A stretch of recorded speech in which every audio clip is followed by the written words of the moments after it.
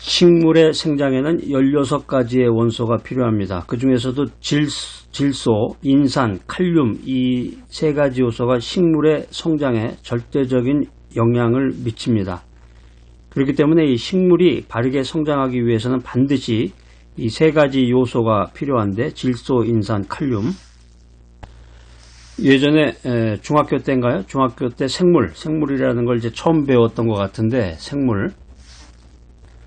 저도 지금 생각해보면 중학교 1학년 때 그 생물 선생님이 생각이 납니다. 그 선생님 이름도 생각나고 그때 수업 장면 같은 거 뭐 재밌었던 일 이런 것도 생각이 나는데 제가 중학교 1학년 때 이제 생물 시간에 제가 그 중간고사 기말고사를 보죠. 그 시험 봤을 때 성적이 좋다고 그래서 선생님이 그 성적표를 이제 읽어주고 반에서 이제 몇 명 한 3명인가 4명 일어나게 해가지고 최우수 점수 받은 학생들 칭찬해주고 이제 박수도 받고 그랬던 기억이 나는데 아무튼 그 생물 시간이 굉장히 신기했어요. 그때 뭐 아메바라는 것도 나오고 여러분들도 전부 저와 같은 기억을 아마 하고 계실 거예요. 그때 아마 배웠던 것 같아요. 식물의 생장에 16가지 원소가 필요한데 그 중에서 이제 질소, 인산, 칼륨 이게 이제 시험 문제 나왔던 건데 질소, 인산, 칼륨 3가지 요소 이게 이제 식물 성장에 필요한 거다. 이 3가지 요소가 식물에 절대적인 영향력을 미친다고 그래서 이걸 이제 막 많이 준다. 보통 우리가 이제 세상 말로 뭐 이빠이 넣어준다 그러는데 일본 말이죠. 필수 영양 요소라고 그래서 많이 준다고 그래서 이게 되는 게 아니라 적정량이 있어요. 적정량으로 밸런스를 이루어서 이제 공급을 해주면 이 식물이 올바르게 또 빠르게 성장을 한다는 거예요. 그러니까 인산이나 칼륨은 아주 작고 질소만 많이 공급이 되면 이 식물의 키는 빨리 자라나는데 이 병충해라든가 냉해 등에 견디지 못하고 열매를 맺지 못한다 하는 거예요. 그렇기 때문에 이 3가지 요소가 밸런스, 균형을 이루어야 된다라고 하는 것입니다. 그래서 이제 비료도 보면 이제 3가지 종류가 있는데 질소, 인산, 칼륨 비료가 있습니다. 그 비료에 이 3가지가 있는 게 이제 토양에 따라서 부족한 요소를 이제 공급해 줌으로써 식물이 바르게 또 성장할 수 있는 그런 에너지원을 공급해 주는 거죠. 자, 제가 옛날에 예전에 중학교 1학년 때 생물 시간에 배웠던 이야기를 제가 여러분들에게 전해드렸는데 우리 믿음 생활, 신앙 생활도 마찬가지예요. 우리 믿음 생활이 올바르게 성장하기 위해서는 3가지 요소가 필요하다는 것입니다. 3가지 요소. 그게 뭐냐? 신앙 성장에 반드시 필요한 3가지 요소는 무엇인가? 지성과 감성과 의지가 있어야 된다라고 하는 것입니다. 신앙 성장에 반드시 필요한 첫 번째는 명철한 지성이 있어야 된다라고 하는 것입니다. 명철한 지성. 그러니까 이 신앙 성장에 필요한 것 중에 하나가 이제 그 신앙적인 명철한 신앙 지성인데 우리의 그 믿음의 대상인 하나님과 하나님의 말씀에 대해서 아는 것을 말합니다. 그 예전에 이제 우스갯소리로 주여 믿습니다. 그냥 덮어놓고 믿는다고 그러는데 무조건 생각하지 말고 그냥 덮어놓고 무조건 믿습니다. 그런 믿음이 생기고 신앙이 성장된다고 그렇게 이야기했던 적이 있는데 지금은 이제 펴놓고 믿는다는 말을 합니다. 펴놓고 성경책을 펴놓고 성경 말씀을 근거로 해가지고 성경 말씀을 읽고 묵상하면서 주여 믿습니다. 이런 얘기를 해야 되는 것입니다. 자, 이 메시지 들으시는 분들 가운데서도 내가 신앙생활을 잘 해야 될 텐데 어떻게 내가 신앙이 성장할까? 믿는다는 것만 갖고는 족하지 않죠. 믿음을 갖고 구원을 받는다. 그걸로 이제 모든 게 끝나는 게 아니라 이제 성장을 해야 되겠죠. 맨날 그냥 애기 마냥 어린아이와 같이 그 유치한 생활을 할 것이 아니라 성숙하고 성장해서 어른과 같이 책임감 있는 사회생활을 하는 것처럼 우리 신앙생활도 마찬가지입니다.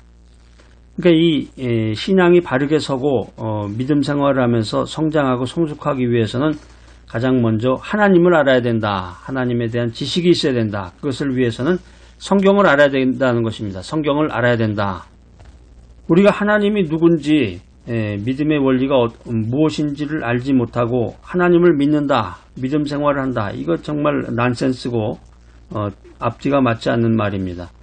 성도의 신앙생활의 규범이 되는 이 하나님의 말씀, 성경을 알지 못하고는 신앙생활을 할 수 없는 것입니다. 자, 신약성경 로마서 10장 14절에 있는 말씀 한번 찾아서 읽어보도록 하겠습니다. 자, 다 같이 한번 큰 목소리로 읽어보겠습니다. 시작. 그런즉 저희가 믿지 아니하는 일을 어찌 부르리요? 듣지도 못한 일을 어찌 믿으리요?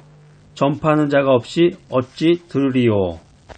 자, 여러분들 이렇게 동기부여가 되니까 재밌죠? 성경 구절 찾는 것도 그냥 이런 아무런 그 동기부여가 없이 그냥 창세기 1장 1절부터 요한계시록까지 읽는다. 이게 참 굉장히 막막한 일이고 쉽지 않은 일인데 머리에 쏙쏙 들어가게 동기부여를 해주면서 성경 구절을 하나씩 찾아서 이렇게 언더라인도 긋고 큰 목소리로 이렇게 따라서 읽으면은 참 성경이 친숙해지고 하나님의 말씀을 통해서 우리가 하나님을 더 알게 될 줄로 믿습니다. 우리 그 밑에 있는 그 로마서 10장 17절 말씀, 이 말씀도 굉장히 중요한 말씀인데 여러분 이제 암송해야 되는 구절이에요. 로마서 10장 17절 말씀 한번 읽어보겠습니다. 시작. 그러므로 믿음은 들음에서 나며 들음은 그리스도의 말씀으로 말미암았느니라.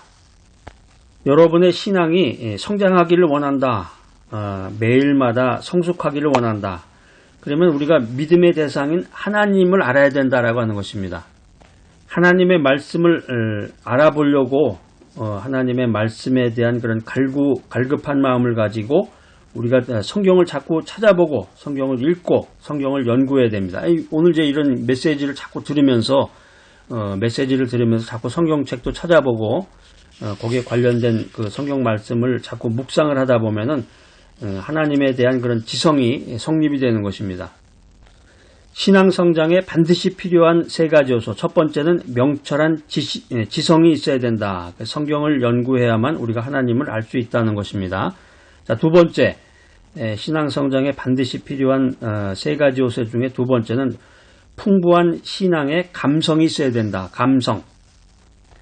우리가 이제 하나님에 대한 지식이라든가 하나님에 대한 그 지성은 충족이 되어 있는데 감성이 없다. 그러면 이게 올바른 신앙이 될 수가 없습니다. 많이 안다 그래서 이게 신앙이 아니라 신앙에는 풍부한 감성이 동반되어야 된다라고 하는 것입니다.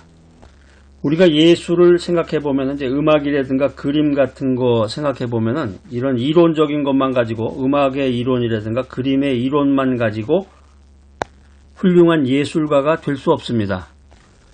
훌륭한 예술가가 되려면은 자기가 이제 재능도 있어야 되지만 지식도 있어야 되고 더 나아가서 풍부한 감성이 필요하다. 이 풍부한 감성이 있을 때 훌륭한 예술가로 성공할 수 있다라고 하는 것입니다. 같은 원리로 우리의 믿음과 우리의 신앙도 이 풍부한 감성이 동반이 될 때 올바르고 빠르게 성장할 수 있다라고 하는 것입니다. 우리가 말씀을 읽고 기도하면서 회개하는 마음을 갖고 하나님의 은혜에 대해서 민감한 반응을 해야 됩니다. 하나님의 은혜를 입을 때 즉각적으로 하나님의 은혜에 감사하고 하나님의 은혜를 찬양해야 됩니다. 그리고 더 나아가서 우리의 믿음의 대상인 하나님을 열정적으로 사랑해야 된다라고 하는 것입니다. 자, 여러분들 어떻습니까? 이런 풍부한 감성을 가지고 계시나요? 우리의 죄악됨과 또 하나님의 은혜에 대해서 민감하게 반응하는 이런 풍부한 감성이 필요합니다. 자, 이 메시지 들으시는 분들 가운데서 자신의 그 신앙의 감성이 메말라 있다. 하나님께 대한 찬양, 할렐루야! 하나님의 은혜에 대해서 예민한 그런 마음, 이런 것들이 부족하다, 메말라 있다. 그러면 여러분의 마음에 풍부한 감성의 비료를 뿌리시기 바랍니다. 자, 그러니까 은혜 받으면 할렐루야! 하나님을 찬양하는 마음, 하나님께 감사하는 마음이 있어야 돼요. 그래야 이제 풍부한 신앙의 감성을 소유한 사람이 되는데, 신앙 성장에 필요한 세 가지 요소. 첫 번째는 뭐라 그랬어요? 명철한 지성. 두 번째는 풍부한 신앙의 감성. 마지막 세 번째는 확고한 신앙의 의지가 필요합니다. 우리가 보통 이제 의지력이라고 그러는데, 의지라는 건 이제 어떤 일을 결단하고 그것을 추진하고 실행하는 능력을 가리킵니다. 그렇기 때문에 이 신앙의지라고 하는 것은 우리가 신앙의 열매를 맺는데 꼭 필요한 요소입니다. 확고한 신앙 의지가 없으면 신앙생활에 결실을 맺을 수가 없습니다. 그러니까 내가 말씀 보고 기도하는 가운데서 주님께서 나에게 말씀을 전하라, 땅끝까지 이르러 내 증인이 되라, 이런 말씀을 전해주셨구나. 내가 전도하고 선교하는 사람이 되어야 되겠구나. 그래서 하나님께 영광을 돌려야 되겠구나. 이런 지성적인 생각만 가지고 안 된단 말이에요. 할렐루야 아무리 해도 소용없어요. 결단을 통해서 내 주변에 있는 말씀을 전하는 귀한 분에게 내가 물질적으로 헌금을 해야 되겠구나. 그분을 위해서 기도해야 되겠구나. 그분의 사역을 도와야 되겠구나. 이런 의지력이 필요한 것입니다. 이런 의지가 있을 때, 확고한 신앙의 의지가 있을 때 결실이 맺어진단 말이에요. 눈에 보이는 가시적인 결실이 맺어지고 하나님께서 영광을 받으시고 나의 신앙이 성장이 되고 나의 신앙이 성숙된다라고 하는 것입니다. 우리가 인생을 가리켜서 이제 마라톤에 비유하기도 하는데요. 마라톤이 거리가 얼마나 되나요? 42.195km인데 마라톤이라고 하는 것이 아주 긴 거리죠. 42.195km를 끝까지 달리고자 하는 이런 의지력이 있어야 돼. 마라톤 선수에게 필요한 것은 이 42.195km를 끝까지 달려야 되겠다. 이런 의지력이 있어야 승리할 수 있다라고 하는 것입니다. 또 높은 산을 오르는 에베레스트 같은 높은 산을 오르는 등산가에게는 산을 정복하고자 하는 이 의지가 필요하다는 거예요. 의지가 있어야 산을 정복할 수 있다라고 하는 것입니다.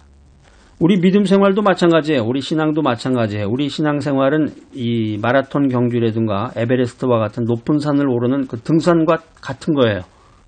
신앙생활이라는 게 쉽지 않은 겁니다. 인생 자체가 이제 고해라고 그래서 고통의 바다다. 인생을 산다는 것 자체가 쉽지 않은 일인데 믿음 생활, 신앙생활이 쉽지 않습니다. 믿음 안에서 믿음의 마라톤을 하거나 또는 믿음의 등산을 하게 될 때 여러 가지 시험이 닥쳐옵니다. 돈 문제라든가 건강 문제라든가 또 부모나 형제나 자녀의 여러 가지 그런 장애물들이 시험거리들이 계속해서 매일마다 우리들에게 닥치는 것입니다. 그래서 믿음 생활하다 보면은 생명의 위협까지도 받게 되는 거예요. 그러니까 이 확고한 신앙의 의지가 없다면은 중도 포기죠. 그냥 때려쳐버리자. 그만둬버리자. 이런 생각하게 되는 거죠. 한번 주님 앞에서 결단하고 주님 앞에서 서원하고 기도했으면 확고한 신앙 의지를 가지고 끝까지 달려갈 길을 달려가야 되는데 그래서 마지막까지 꼬린 지점까지 도달했을 때 주님께서 나를 반겨주시고 생명의 면류관을 나에게 전해주시는데 그것을 견디지 못하고 중도에서 포기해버린다.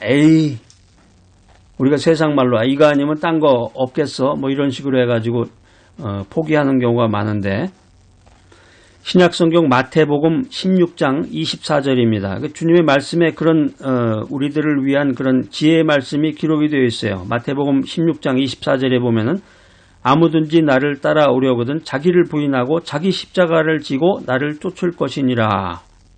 그러니까 믿음 생활이라는 게 내 생명까지도 내놓고 신앙의 경주를 다할 의지를 가져야 됩니다. 그런 의지력이 있어야 된다라고 하는 것입니다. 이 확고한 의지로 어떠한 난관에도 흔들리지 않고